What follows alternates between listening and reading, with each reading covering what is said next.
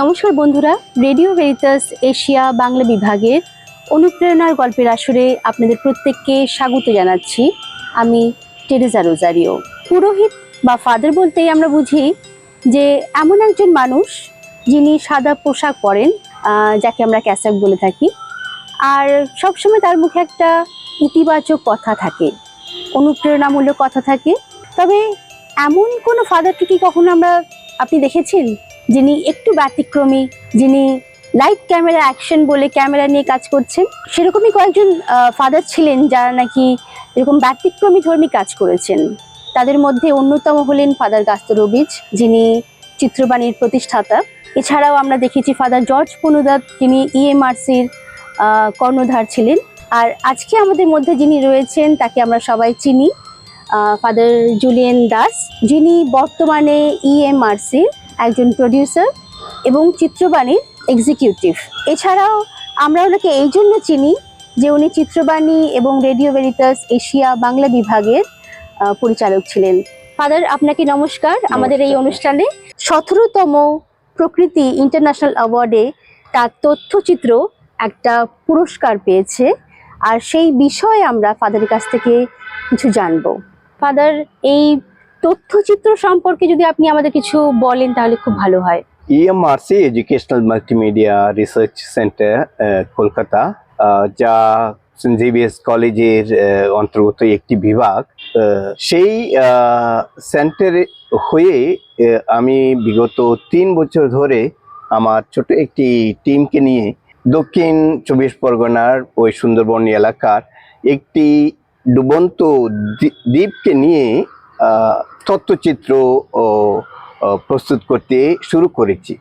আমি ভাবছিলাম শুরুতে একটা ডকুমেন্টারি করব, তারপর ওখানে গিয়ে অনেকবার সেই পুরো দ্বীপটা পরিদর্শন করে বুঝতে পারলাম না, একটা এপিসোড দিয়ে হয় না, তাদের পুরো জীবনটাকে তুলে ধরার জন্য একটি সিরিজ করা দরকার। সেই উদ্দেশ্য নিয়ে আমি 6টি পার্ট নিয়ে একটি সিরিজ শুরু করলাম। তার প্রথম পার্ট হলো ঘোড়ামারা, দ্য সিঙ্কিং আইল্যান্ড, যেটা এই 17তম প্রকৃতি ইন্টারন্যাশনাল ডকুমেন্টারি ফেস্টিভ্যালে পরিবেশ ভিত্তিক ছবির জন্যে বেস্ট ডকুমেন্টারি হিসাবে বিবেচিত হয়েছে, পুরস্কৃত হয়েছে। আমাকে একটি পদক দেওয়া হয়েছে, একটি ট্রফি, 50,000 ক্যাশ প্রাইজ আর একটি সার্টিফিকেট। এই প্রাইজ আমার মনে হয় মূলত সেখানকার মানুষের জন্য সম্ভব হয়েছে। আর আমি এই অনুষ্ঠানের পরে এই পদকটা হাতে নিয়ে আমি সেই পদকটা ঘোড়ামারা সকল মানুষের জন্য উৎসর্গ করেছি, কারণ এই পদক আমার নয়, সেখানকার মানুষদের এই জীবনের সাথে একটি লড়াইয়ের একটি স্বীকৃতি। অবশ্য সেটা হয়েছে আমার টিম যে আমার সাথে হাত মিলিয়ে, কাঁধে কাঁধ মিলিয়ে এটা সম্ভব করতে পেরেছে। কারণ ঘোড়ামারা এই সুন্দরবনের একটি প্রত্যন্ত দ্বীপ, একদিকে গঙ্গাসাগর খুবই জনপ্রিয় একটি স্থান, তার একটু দূরে ডান দিকে রয়েছে ঘোড়ামারা। আমি বলবো না অবহেলিত, কিন্তু সেই দ্বীপের প্রসঙ্গে মানুষ খুব একটা সচেতন নয়। আমরা চেয়েছিলাম মানুষরা জানুক এই যে এই কলকাতা থেকে 100 কিলোমিটার দূরে রয়েছে একটি দ্বীপ, সেখানকার মানুষ জীবন মৃত্যুর লড়াইয়ে ওরা লেগে আছে। সেটা হয়তো তারা জানে না, তবে বৈজ্ঞানিকরা বলছে হয়তো সেটা হবে, নাও হতে পারে, আমরা সেটা নিশ্চিত বলতে পারি না। তবে সেখানকার মানুষ এত আনন্দে আছে, সুখে আছে, তাদের অভাব অনটন সত্ত্বেও তারা যে জীবনে হাসি মুখে তারা জীবনযাপন করছে, সেটা আমাদের কাছে বড় একটা শিক্ষা। প্রত্যেকটা দিনকে তারা উপভোগ করছে। হ্যাঁ, সেখানে ওদের হয়তো আমরা দেখতে পারি দিনের শেষে তারা সবাই ওই দ্বীপের মাঝখানে একটি বাজার বসে।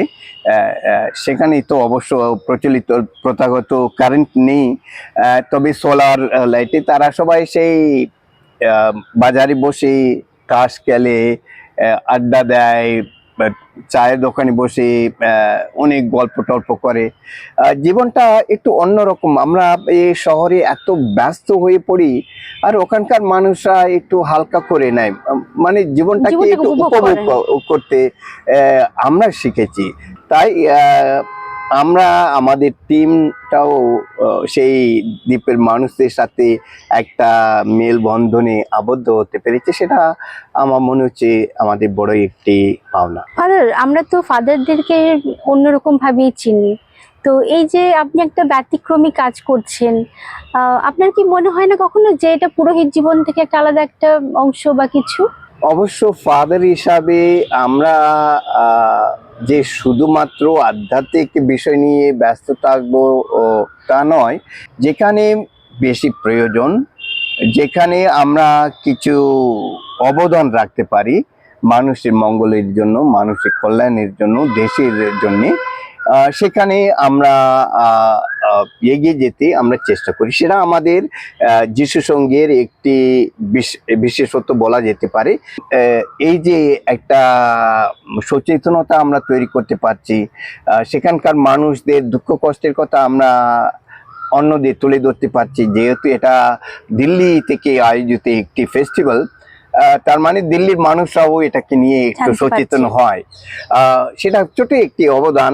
এটাও আমার মনে হয় আমাদের প্রৈতিক বা আধ্যাত্মিক কর্মের একটি অংশ হিসাবে আমি দেখি। ফাদার, যেরকম আজকাল আমাদের সবাই বলে যে আমাদের যুব সম্প্রদায় তারা খুব মানে গণমাধ্যমে সোশ্যাল মিডিয়াতে খুব বিজি রয়েছে, তো তাদের জন্য আপনি কিছু বলতে চান? আজকাল তো সবাই সামাজিক মাধ্যমগুলি অনেক অনেক প্রয়োগ করে। অপপ্রয়োগও যে কম তা নয়।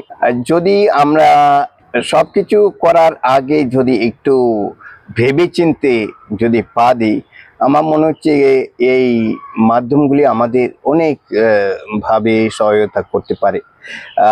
আজকাল তরুণ তরুণীদের কাছে রয়েছে এমন একটি যন্ত্র, স্মার্টফোন, যেটা আমাদের ছোটবেলায় আমরা কোনোদিন ভাবিনি। তাই ওরা যদি একটু এই মাধ্যমগুলিকে, বিশেষ করে সামাজিক মাধ্যমগুলিকে একটু তাদের ভালো উন্নতির দিকে জন্যে, মানবিক বিকাশের জন্যে, আধ্যাত্মিক বিকাশের জন্যে যদি প্রয়োগ করতে পারে, তাহলে তাদের জীবনটা উজ্জ্বল হয়ে উঠবে। যেমন একটা ছুরি রয়েছে, ছুরিটাকে আমি কিভাবে প্রয়োগ করব সেটা আমাকে ঠিক করতে হবে। সেটা একটু বিবেচনা করে, চিন্তা ভাবনা করে যদি আমরা প্রয়োগ করতে পারি, এইগুলি আমাদের অনেক অনেক ভালো দিকে এগিয়ে দিতে সাহায্য করবে। ফাদার, একদম শেষে আমাদের দর্শক বন্ধুর, কারণ আমাদের অনেক দর্শক বন্ধুরাই কিন্তু আপনাকে যেহেতু চেনে, তাদের জন্য যদি ছোট্ট করে কিছু বলেন। সবসময় সবকিছুতে একটা ইতিবাচক দৃষ্টিভঙ্গি যদি আমরা আনতে পারি, সবকিছুর মধ্যে যত অভাব অনটন, বিপদ, চ্যালেঞ্জ থাক না কেন, সবকিছুর একটা সমাধান রয়েছে। সব সমস্যার একটা সমাধান, সেটা আমাদের খুঁজে বের করতে হবে। তাই আমরা সেই আশা নিয়ে যদি এই সব কিছুর মোকাবিলা করতে চেষ্টা করি, সম্মুখীন হতে চেষ্টা করি, আমার মনে হচ্ছে জীবনটা অনেক অর্থপূর্ণ হবে।